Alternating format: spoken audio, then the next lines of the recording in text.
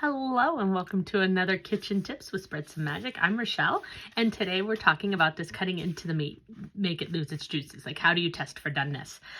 They tested chicken, pork, and steak, and both with the chicken and pork, it tended to lose a lot. So they recommend using a thermometer. However, I use a thermometer that's still losing juices.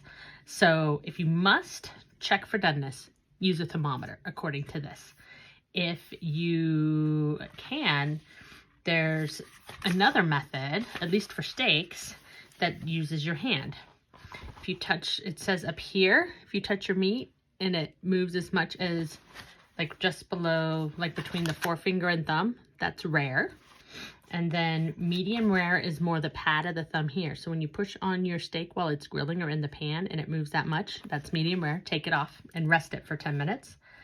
And then well done is like this. Usually, my rule of thumb is if I think the steak needs 1 to 2 more minutes, it's probably done.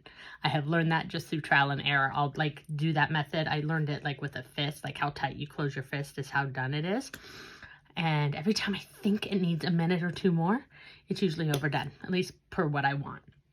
So now, if I have that, it probably needs 1 to 2 minutes. I'm like, no, pull it off, let it rest for 10.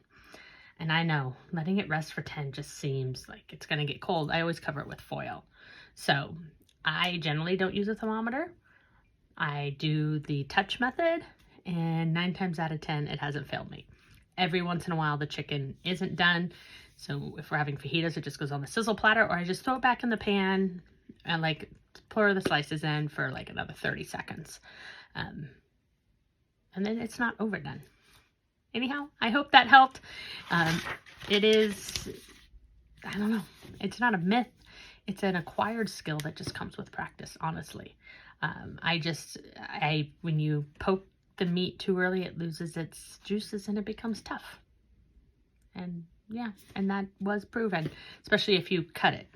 And that's it. I hope you have a wonderful day and be sure to spread some magic wherever you are.